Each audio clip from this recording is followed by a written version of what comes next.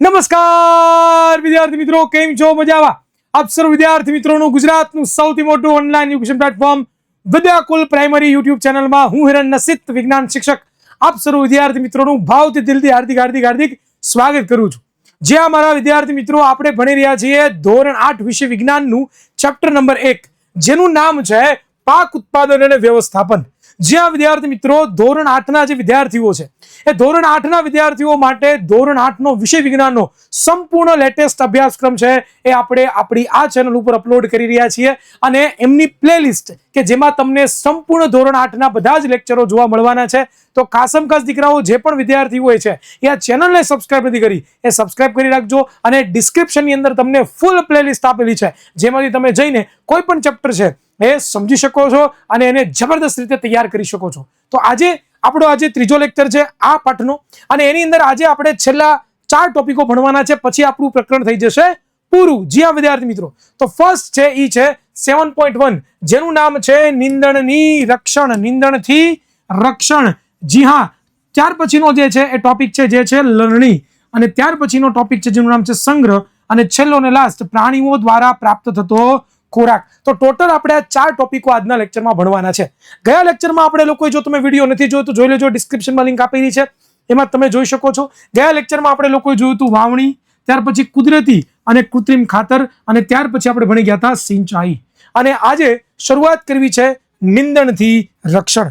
વિદ્યાર્થી મિત્રો, આપણને બધાને ખબર છે કે ભાઈ આપણે ખેતી કરવાની જે રીત છે, ખેત પદ્ધતિ છે, એના વિશે આપણે અભ્યાસ કરી રહ્યા છીએ. હવે વાત કરીએ દીકરાઓ નિંદણની, તો આપણને બધાને ખબર છે નિંદણ અને નિંદણનાશક કોને કહેવાય. નિંદણ તો કે નિંદણની પહેલા તમને વ્યાખ્યા આપી દીકરાઓ. શું આપ્યું છે? તો કે ખેતરમાં કેટલાક અનૈચ્છિક એટલે કે બિનજરૂરી છોડ કુદરતી રીતે પાકની સાથે ઉગી નીકળે છે, એને આપણે નિંદણ કહીએ છીએ. જો ભાઈ નિંદણની વ્યાખ્યા આપી છે.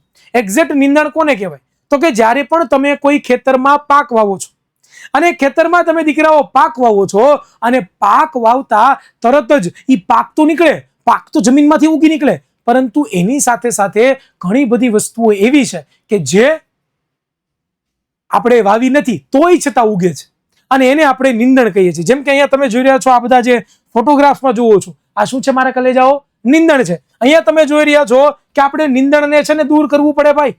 નિંદણને જો આપણે દૂર ના કરીએ તો આપણા પાકને ઘણું બધું નુકસાન થઈ શકે. સર કેવું નુકસાન થાય? સર કેવું નુકસાન થાય? એ કેવું નુકસાન થાય એ હમણાં જ તમને લોકોને ખબર પડવાની છે, પરંતુ પહેલા તમને ખબર હોવી જોઈએ કે નિંદણ કોને કહેવાય. તો કે નિંદણ એટલે શું? તો કે ખેતરમાં કેટલાક અનૈચ્છિક એટલે કે બિનજરૂરી જે છોડ પાકની સાથે ઉગી નીકળે છે, એને આપણે શું કહીએ છીએ મારા દીકરાઓ? નિંદણ કહીએ છીએ. હવે નિંદણ ખબર પડી ગઈ, પરંતુ નિંદામણ કોને કહેવાય સાહેબ?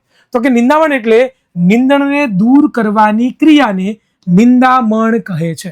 શું કીધું?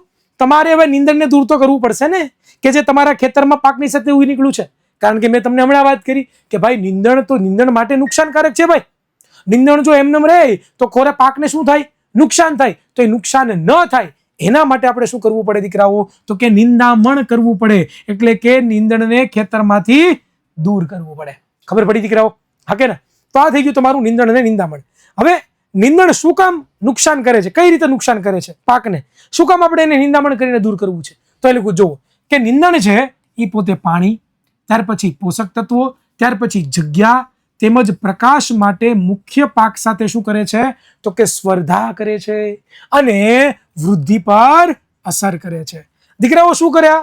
તો કે આપણા ખેતરમાં જે પાકની સાથે બિનજરૂરી વસ્તુ નીકળી છે, આ બિનજરૂરી જે વસ્તુ છે મારા દીકરાઓ, એ ખેતરમાં રહેલું પાણી શોષી લે, ખેતરમાં રહેલા પોષક તત્વો શોષી લે, એ જગ્યા રોકી લે, અને સૂર્યપ્રકાશ પણ પોતે શોષી લે, જેના કારણે એ જે આપણો મુખ્ય પાક છે દીકરાઓ, શું છે?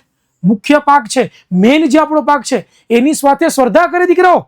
હા, એની સાથે સ્પર્ધા કરે, કારણ કે આપણા મુખ્ય પાકને પછી પાણી ઓછું મળે, આપણા મુખ્ય પાકને પછી પોષક તત્વો પણ ઓછા મળે, આપણો મુખ્ય પાક છે ત્યાં જગ્યા અને પ્રકાશ પણ ઓછો મળે. આનાથી ઘણું બધું આપણને નુકસાન થઈ શકે. અને કેટલાક નિંદણ લણણીમાં વિક્ષેપ ઉભો કરે છે ભાઈ. તમે જ્યારે લણણી કરો છો, પાક તમારો પાકી જાય અને લણણી કરતા હોય તો એ સમયે પણ તમને આ નુકસાન કરે છે, તથા મનુષ્યો અને પ્રાણીઓમાં માટે કેવા છે? ઝેરી હોઈ શકે ભાઈ. આપણા માટે, પ્રાણીઓ માટે, પ્રાણી જો એને ખાય તો ઘણા બધા નીંદણો તો ઝેરી પણ હોઈ શકે, જે આપણા સ્વાસ્થ્યને અથવા તો કોઈ પ્રાણી જેને ખાય છે એના સ્વાસ્થ્યને નુકસાન પણ પહોંચાડે છે. તો ખાસમ ખાસ એટલા માટે નીંદણને આપણે શું કરવું પડે છે? તો કે દીકરાઓ, નીંદણને આપણે દૂર કરવું પડે છે, દૂર કરવું પડે છે, દૂર કરવું પડે છે. આટલા વસ્તુ ખાસ તમારે મગજમાં ઘુસાડીને રાખવાની છે. નેક્સ્ટ આપણે વાત કરીએ કે નીંદણ નિયંત્રણની પદ્ધતિઓ. એટલે કે સાહેબ નીંદણ તો થઈ ગયું અમારા ખેતરમાં, બહુ જ જાજુ બધું નીંદણ થઈ ગયું સાહેબ, હવે એને દૂર કેવી રીતે કરવું? તો એને કહેવાય નીંદણ દૂર કરવાની જે રીત છે એને આપણે કહીએ છીએ નીંદણ નિયંત્રણની પદ્ધતિઓ. શું કહીએ છીએ આપણે એને? નીંદણ નિયંત્રણની પદ્ધતિઓ. શું કહીએ છીએ દીકરાઓ આપણે એને? નીંદણ નિયંત્રણની પદ્ધતિઓ. કે ભાઈ આપણું ખેતર છે એમાં ઘણું બધું નીંદણ જમા થઈ ગયું છે ભાઈ, મુખ્ય પાકની અરે ઘણું બધું નીંદણ આવી ગયું છે ભાઈ, તો હવે એને આપણે દૂર તો કરવું પડશે ને. જો દૂર નહીં કરીએ તો આપણો પાક ખરાબ થઈ જાય ભાઈ, અને પાક સાથે ખરાબ થાય તો આપણને ઘણું બધું નુકસાન થાય. આપણે જે સૌથી વધારે પાક મેળવવો છે એવું બિલકુલ આપણે મેળવી શકીએ નહીં. અને એટલા માટે આપણે શું કરવું છે? તો કે નીંદણને નિયંત્રણ કરવું છે. તો નીંદણના નિયંત્રણની જો વાત કરવામાં આવે તો લીખવું જોવું કે ભાઈ પહેલો રસ્તો છે ખેડ દ્વારા. તમે જમીનની ખેડ કરી નાખો ભાઈ, જમીનની ખેડ કરો એટલે નીંદણ ન થાય. કઈ રીતે? જો લીખવું છે કે પાક ઉગાડતા પહેલા જમીનમાં ખેડ દ્વારા નીંદણ જળ મૂળમાંથી દૂર કરી શકાય છે. તમે શું કરશો દીકરાઓ? તો કે પાક છે બરોબર, એ તમે કોઈ ઉગાડો છો એની પહેલા તમારે તમારા ખેતરમાં હળ ચલાવી દેવાનું ભાઈ. જેવું તમે તમારા ખેતરની અંદર હળ ચલાવશો તો હળ ચલાવવાથી થશે શું દીકરાઓ? તો કે હળ ચલાવવાથી જે ઓલરેડી જે નીંદણ ઉગી ગયું છે અથવા તો જે થોડું થોડું ઉગતું આવે છે એ જળ મૂળમાંથી નાશ પામશે, કારણ કે જમીનમાં દટાઈ જશે, એનું ખાતર બની જશે, એટલે એનું આપણને પાકને નુકસાન બિલકુલ પહોંચાડશે નહીં. બીજી રીત છે દીકરાઓ, એ છે યોગ્ય સમય. શું છે? યોગ્ય સમય. સર યોગ્ય સમય એટલે શું થાય? જો લીખું તમને દેખાડું કે નીંદણમાં પુષ્પ ઉદ્ભવે, એટલે કે નીંદણ હોય એમાં પણ પુષ્પો થાય, નીંદણમાં પણ પુષ્પો થાય. એ નીંદણમાં પુષ્પ ઉદ્ભવે અથવા તો બીજ બને તે પહેલા જ નીંદણને દૂર કરવું એ યોગ્ય છે. કે કોઈ પણ નીંદણ હોય અને નીંદણમાં કોઈ પુષ્પ ઉગ્યા છે, કોઈ ફૂલ ઉગ્યા છે અથવા તેનું બીજ આવે છે, એ ઉગે એ જ પહેલા આપણે શું કરી દેવાનો? નાશ. ફૂફા ફૂફા ફૂફા ફૂફા ફૂફા કરી દેવાનું. કરી દેવાનું ફૂફા ફૂફા ફૂફા ફૂફા ફૂફા કરી દેવાનું ભાઈ. ઓકે, તો યોગ્ય સમયનું ધ્યાન રાખો. અને હાથ વડે પણ તમે નીંદણને દૂર કરી શકો છો. દીકરાઓ ખુરપી એક યંત્ર છે, સોરી એક સાધન છે. એ ખુરપીની મદદથી આપણે સમયાંતરે નીંદણને શું કરી શકીએ છીએ? તો કે જમીન નજીકથી કાપવામાં અથવા તો મૂળ સહિત ઉખાડવામાં આવે છે. આને તમે હાથ દ્વારા છે તમે ખેંચી લો, અથવા તો એક યંત્ર આવે જેને દાંતરડી કહેવાય, જેને વિજ્ઞાનની ભાષામાં ખુરપી એવું નામ આપ્યું છે. તો એને આપણે આમ કરીને તમે નીંદણને આમ દૂર કરી શકો છો, કાઢી નાખો છો. જેટલા લોકો ગામડે રહેતા હશે, અમે ઘણા બધાના પપ્પા હશે એ ગામડાના હશે, અથવા તો ઘણા બધાના પપ્પા ઘણા લોકો ખેતી કરતા હશે, તો એ ખેતી કરતા છે એમાં આવું કરતા હોય ખબર ને, નીંદવા જઈએ આપણે એમ કે મારા મમ્મી નીંદવા ગયા છે, મારા પપ્પા નીંદવા ગયા છે, અથવા તો મારા બા નીંદવા ગયા છે. આવા શબ્દો આપણે ક્યાંક તો યુઝ કર્યા જ છે. તો આ શબ્દો શું દર્શાવે છે દીકરાઓ? તો કે આ શબ્દો છે એ દર્શાવે છે કે જમીનમાં જે અનૈચ્છિક બિનજરૂરી જે વનસ્પતિ ઉગી છે એ બિનજરૂરી વનસ્પતિને આપણે જળ મૂળમાંથી કરી દેવી પડે, દૂર કરવી પડે. જો એને જમીનમાંથી જળ મૂળતાથી દૂર ના કરીએ તો આપણા પાકને ઘણું બધું નુકસાન કરે છે. અને કઈ રીતે નુકસાન કરે એ તો આપણને બધાને હમણાં ખબર પડી જ ગઈ, એ તો આપણે હમણાં બધે જોઈ જ લીધું. બરોબર, ક્લિયર છે? સમજ પડે છે? ક્લિયર થાય છે? કન્સેપ્ટ ક્લિયર થાય દીકરાઓ? કન્સેપ્ટ ક્લિયર થાય છે? કન્સેપ્ટ ક્લિયર થાય છે દીકરાઓ? હા કે ના? હા કે ના? હા કે ના? મને કોમેન્ટ બોક્સમાં જણાવો. મજા આવતી હોય તો દીકરાઓ એક વખત આપણી આ જે યુટ્યુબ ચેનલ છે એમને સબસ્ક્રાઇબ કરી રાખો, કારણ કે આવા અવનવા વિડીયો તમને ક્યારે પણ જોવા નહીં મળે. આવા અવનવા વિડીયો તમે ક્યારે પણ જોઈ નહીં શકો. તો જે પણ વિદ્યાર્થીઓ છે એ દીકરાઓ એક વખત Vidyakul Gujarati primary YouTube channel છે એમને સબસ્ક્રાઇબ કરી રાખો. અને કોમેન્ટ બોક્સમાં દરેક મારા જે દીકરાઓ છે એ બધા એક હાર્ટનો સિમ્બોલ આપી દો કે યસ સર અમને મજા આવે છે, યસ સર જોરદાર કન્સેપ્ટ ક્લિયર થાય છે, તો અમને પણ ખબર પડે કે તમને આ વિડીયો કેવો લાગે છે. ચાલો હવે આપણે રસાયણો દ્વારા પણ નીંદણ નાશક કરી શકીએ છીએ. ખાલી આપણે એવી રીતે જ નહીં કે ભાઈ ખેડ કરીને યોગ્ય સમયે પુષ્પ ને બીજ આવે એ પહેલા આપણે એનો નાશ કરી નાખવો હાથ વડે, પરંતુ અમુક કેમિકલો પણ આવે છે, અમુક રસાયણો પણ આવે છે. અહીંયા ભાઈ તમે જોઈ રહ્યા છો ચિત્રમાં કે આ ભાઈ છે પાછળ એક લઈ જાય છે દવાનો પંપ છે અને એ પોતાના ખેતરમાં છાંટે છે. તો એ છાંટે શું છે? તો કે રસાયણ છે, કેમિકલ છે. એ દવા શું કરે? તો કે એ જે ખેતરમાં જેટલું પણ છે ને અનૈચ્છિક વનસ્પતિ, એ અનૈચ્છિક વનસ્પતિના ફૂફા કરી નાખે. શું કરી નાખે? ફૂફા કરી નાખે ભાઈ. તો એ રસાયણો દેવામાં આવે જેને નીંદણનાશક કહેવામાં આવે છે. જો શું લખ્યું છે કે નીંદણને કેટલાક રસાયણોની મદદથી પણ નિયંત્રણ કરવામાં આવે છે. નીંદણને આપણે અમુક પ્રકારના કેટલાક રસાયણોનો ઉપયોગ કરીને પણ શું કરીએ છીએ? દૂર કરીએ છીએ. જેને આપણે નામ આપ્યું છે નીંદણનાશક. એ રસાયણોનું શું કહેવાય? આને શું કહેવાય? રસાયણો છે. આને શું કહેવામાં આવે છે? તો કે નીંદણનો દૂર કરે છે. એટલા માટે શબ્દ વાપર્યો છે નીંદણનાશક. શું નામ આપ્યું છે? નીંદણનાશક. બીજી વાત કરીએ તો કે ખેતરમાં તેનો છંટકાવ કરવામાં આવે છે ભાઈ. એટલે ખેતરમાં એને છાંટવામાં આવે મારા દીકરાઓ. અને જે પાકને શું કરે છે? નુકસાન કરતા નથી. પાકને નુકસાન ન કરે. ઓનલી પર નુકસાન કોને કરે? આ જે બંદૂક દેવાની છે ને, ગોળીઓ બંદૂક દેવાની છે ને, નુકસાન કરે છે એની વાત થાય છે. સાવધાની ખાસ રાખવાની ભાઈ. આમાં શેની સાવધાની? તો કે છંટકાવથી ખેડૂતોના સ્વાસ્થ્ય પર પણ અસર પડી શકે છે. તેનાથી તેમને પોતાનું નાક છે તેમજ મુખ છે એ કપડાથી શું કરી દેવાનું? તો કે ઢાંકી દેવાનું ભાઈ. કારણ કે જ્યારે પણ ખેડૂત છે દવાને છાંટતો હોય તો એ દવાના ફુવારા છે એમાં રહેલી જે દવા છે એ ઘણી વખત ખેડૂતની આંખ અથવા તો ખેડૂતની નાકમાં ઘૂસી જાય. અને જો એમાં ઘૂસી જાય તો ખેડૂતને ઘણું બધું નુકસાન થાય, બીમાર પડી જાય ખેડૂત ભાઈ. તો એના માટે આપણે શું કરવાનું મારા દીકરાઓ? તો કે એના માટે આપણે લોકોએ છે ને એ નાક ઉપર અથવા તો મુખ ઉપર છે એ આપણે કપડું બાંધી દેવાનું. બરોબર? તો જેનાથી એ જે ખરાબ જે રસાયણ છે કે જે આપણા માટે ખરાબ છે, નીંદણ માટે ખરાબ છે, તો નીંદણ ઉપર નથી છાંટવાનો ભાઈ. હા, નીંદણ ઉપર કપડું ન બાંધતા, બાકી નીંદણ એમ રહે. આપણી વાત થઈ ભાઈ, આપણી. અને એમાં આવી રીતે દૂર કરવામાં આવે છે. અહીંયા આપણી નીંદણની વાત પૂરી થઈ ગઈ. હવે આવે છે ત્યાર પછીનો ટોપિક ઈ છે 1.8. એ છે લણણી. શું છે? લણણી. શું છે? લણણી. શું છે? લણણી. જી હા વિદ્યાર્થી મિત્રો, લણણી. તો લણણીની દીકરાઓ આપણે વાત કરવી છે. તો લણણી એટલે આપણે બધાને ખબર છે, ફોટો તમને દેખાતો હશે કે જ્યારે તમારો પાક પાકી જાય પછી એ પાકી ગયેલા પાકને એમાંથી અનાજને દૂર કરવાનું, પાકેલી કોઈ વનસ્પતિ છે ને દૂર કરવાની. તો આને શું કહેવાય? લણણી કહેવાય. તમે જોઈ રહ્યા છો મોટું બધું હાર્વેસ્ટર છે. એ હાર્વેસ્ટરની મદદથી છે પાકની લણણી થાય છે. અહીંયા પણ તમે જોઈ રહ્યા છો દીકરાઓ કે ભાઈ ખેડૂત છે એ દાંતડા વડે શું કરે છે? તો કે લણણી કરે છે. પાક પાકી ગયો છે હવે એને આપણે બચાવવાનો છે એટલા માટે. તો ચાલો શું લખ્યું છે? તો કે જ્યારે પાક પૂર્ણ પરિપક્વ થઈ જાય ત્યારબાદ તેને કાપવાની ક્રિયાને આપણે લણણી કહીએ છીએ. લણણી કોને કહેવાય? તો કે જ્યારે પણ પાક છે એ પૂર્ણ પરિપક્વ થઈ જાય એટલે કે પાક પાકી જાય. પાક શું થઈ જાય? પાકી જાય. તો ત્યારે આપણે એને કાપવા પડે. અને કાપવાની જે ક્રિયા છે ને આપણે લણણી કહીએ છીએ. દાંતડાની મદદથી હાથ વડે પણ આપણે એને કાપી શકીએ છીએ અથવા તો એક મશીન દ્વારા જેને આપણે હાર્વેસ્ટર કહીએ છીએ એના દ્વારા આપણે લણણી કરી શકીએ છીએ. બે રીતે તમે લણણી કરી શકો દીકરાઓ. જો એ ભાઈ દાંતડા વડે કરે છે અને હાથમાં તમે જોઈ રહ્યા છો આ શું છે? દાંતડું છે. એ દાંતડાની મદદથી ઘઉં છે એને વાઢે છે. આમાં ભવને પકડીને વાઢવામાં આવે અને એને કહેવામાં આવે છે લણણી. અહીંયા તમે જુઓ છો આ મોટું બધું હાર્વેસ્ટર તમને દેખાય છે. આ શું છે? હાર્વેસ્ટર. આ હાર્વેસ્ટર શું કરે છે? તો કે પાક છે એ પાકની લણણી કરે છે. આ મશીન દ્વારા થાય. આ આપણા હાથેથી આપણે કરવું પડે. ઓકે, ક્લિયર છે? આગળ વધીએ. હવે આવે છે થ્રેસિંગ. થ્રેસિંગ એટલે શું થાય સર? તો કે જો શું લખ્યું છે કે ભાઈ કાપવામાં આવેલા પાકમાંથી બીજ અથવા તો દાણાઓને ભૂસામાંથી અલગ કરવામાં આવે એને આપણે શું કહીએ છીએ? થ્રેસિંગ કહીએ છીએ.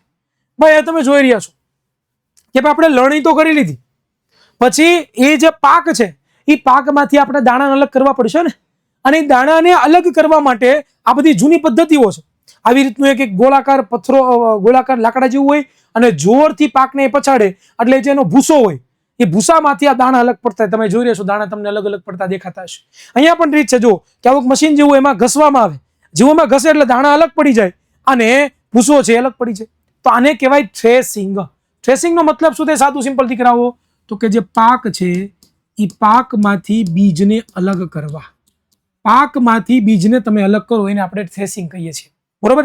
લણણી થઈ જાય, પાક કપાઈ જાય પછી આ પદ્ધતિ કરવામાં આવે. હવે વાત કરી દીકરાઓ કે ભાઈ કમ્પાઉન્ડ મશીન વિશે જાણવાનું છે આપણે કે ભાઈ આ મશીન હાર્વેસ્ટર તથા થ્રેસિંગ બંનેનું સંયુક્ત મિશ્રણ છે. ભાઈ આ તમે મશીન જોઈ રહ્યા છો ને આને કમ્બાઇન મશીન કહેવાય. શું કહેવાય? શું કહેવાય? Combine machine. મશીન શું કરે સર? તો કે આ બે કામ એક સાથે કરે. એક તો દીકરાઓ લણણીનું કામ કરે એક તો શું કામ કરે?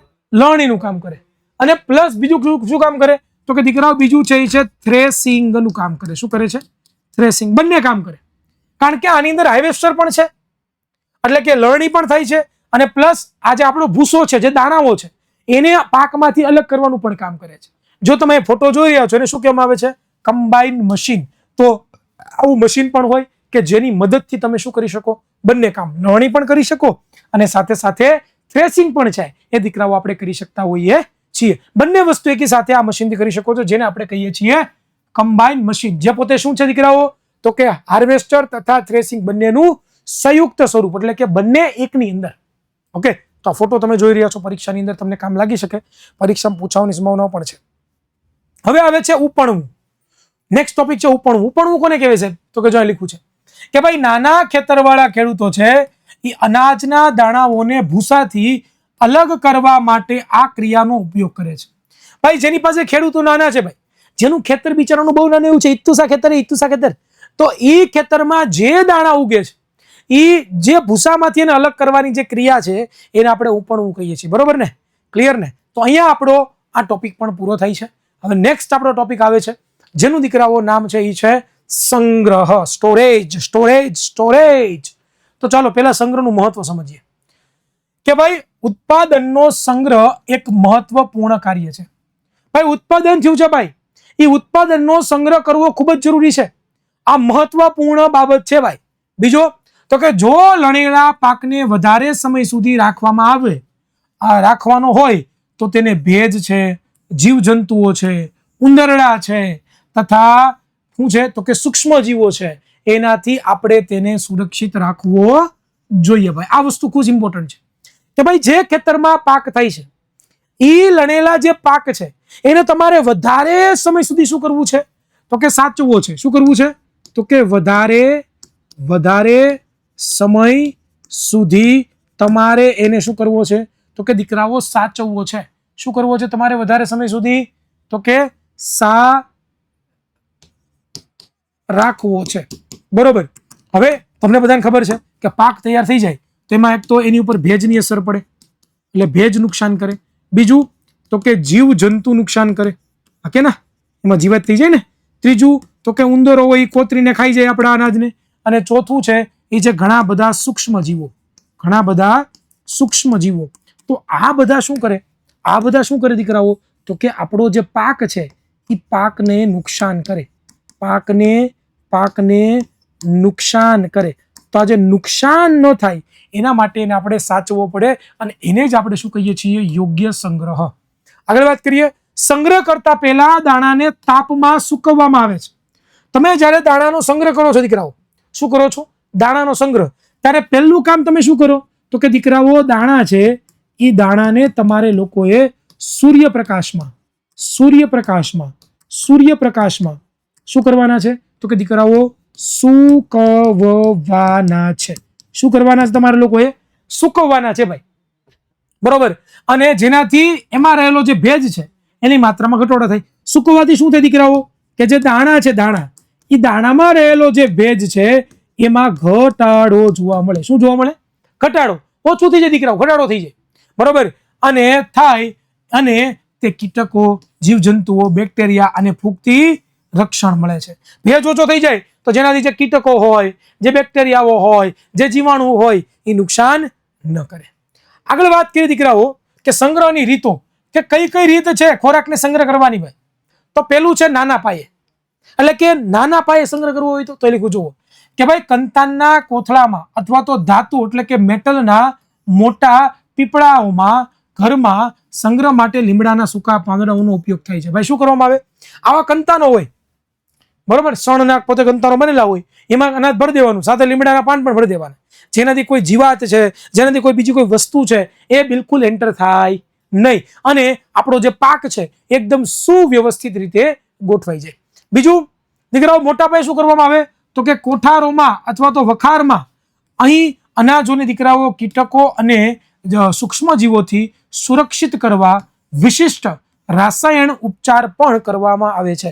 કે ભાઈ આવા મોટા મોટા કોઠારો હોય, તમે જોઈ રહ્યા છો મોટો કોઠાર છે, આની અંદર અમુક પ્રકારના રસાયણનો ઉપયોગ થાય, અમુક પ્રકારના કેમિકલનો ઉપયોગ થાય, અને એ જે કેમિકલ છે એ કેમિકલ શું કરે તો કે ભાઈ આપણા જે અનાજ છે એને જે ઓલું ઉંદરડા અને જીવજંતુને નુકસાન કરતા હતા ને એ નુકસાન ન કરે, એ બચી જાય જબરદસ્ત રીતે. તો આ બે રીત છે, મોટા પાયે નાના પાયે. હવે છેલ્લો આપણો ટોપિક છે એ છે દીકરાઓ પ્રાણીઓ દ્વારા પ્રાપ્ત થતા ખોરાક. આ લાસ્ટ ટોપિક છે, પછી આપણું દીકરાઓ ચેપ્ટર પૂરું થઈ જશે. બરોબર, પ્રાણીઓ દ્વારા પણ આપણને ઘણો બધો ખોરાક મળે છે ભાઈ, એના વિશે જોવાનું છે. તો પશુપાલનની જો દીકરાઓ વાત કરીએ તો પહેલો મુદ્દો કે ભાઈ વનસ્પતિઓની જેમ પ્રાણીઓ પણ આપણને વિભિન્ન પ્રકારના ખાદ્ય પદાર્થો પ્રદાન કરે છે. જેમ વનસ્પતિ આપણને ખોરાક આપે છે એવી જ રીતે જે પ્રાણીઓ છે એ પણ આપણને દીકરાઓ વિવિધ પ્રકારના ખોરાકો આપે છે, અને જે આપણા માટે કેવા છે ખૂબ જ દીકરાઓ જરૂરી છે. જેમ કે વાત કરીએ પશુધન ની વ્યાખ્યા તમને આપી છે. શું લીધું છે તો કે ઘરમાં અથવા તો ખેતરમાં રાખવામાં આવતા પાલતુ પશુઓને યોગ્ય ખોરાક, પછી રહેઠાણ તેમજ તેની દેખરેખ રાખવામાં આવે. જ્યારે આને મોટા પાયે કરવામાં આવે ત્યારે આપણે પશુપાલન કહીએ છીએ. ભાઈ તમારા ઘરમાં છે, તમે પશુઓને પાળો, ભાઈ ગાયને પાળો, ભેંસને પાળો, મરઘાને પાળો, બરોબર, પછી ઘેટાને પાળો. આ બધા આપણને અલગ અલગ બધી વસ્તુ આપે ભાઈ, અને એ બધી વસ્તુ કામ પાળવામાં આવે? એનું યોગ્ય દેખરેખ રાખવાની, એનું રહેઠાણનું ધ્યાન રાખવાનું, બરોબર, કે જેનાથી આપણને એની જે પેદાશો છે આપણને મળે અને આપણે એનો ભરપૂર માત્રામાં શું કરી શકીએ તો કે એકદમ સરસમાં સરસ રીતે આપણે એનો ઉપયોગ કરી શકીએ દીકરાઓ.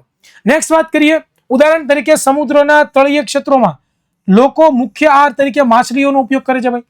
બીજું કે માછલીઓના ફાયદા તો કે માછલી એક સારો ખોરાક છે, તંદુરસ્ત ખોરાક છે. આપણે કોડ લીવર એટલે કે ઓઇલ માછલીમાંથી મેળવીએ છીએ. વિટામિન ડી વધારે માત્રામાં આપણને માછલીમાંથી મળે છે, કે જેની પણ માહિતી તમને અહીંયા આપી છે.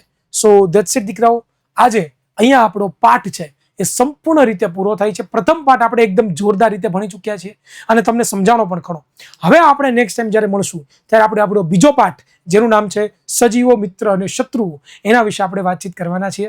તમને આ વિડીયો કેવો લાગ્યો એ તમારે મને કોમેન્ટ બોક્સમાં ખાસ જણાવવાનું ભૂલવાનું નથી. સાથે સાથે બધા જ વિડીયો ટૂંક સમયમાં આપણી યુટ્યુબ ચેનલ પર આવી જવાના છે. બરોબર, વિજ્ઞાન વિષયનો સંપૂર્ણ સિલેબસ આપણે તમને ભણાવવાના છીએ. તો જે વિદ્યાર્થીઓએ વિદ્યાકુલ પ્રાઇમરી યુટ્યુબ ચેનલને સબસ્ક્રાઇબ નથી કરી એ કરી લેજો. આ વિડીયોને લાઈક નથી કરી તો કરી લેજો, અને સાથે સાથે ચેનલને સબસ્ક્રાઇબ કરવાનું ભૂલતા નહીં. મળીશું નવા લેક્ચરમાં, ત્યાં સુધી રજા આપશો.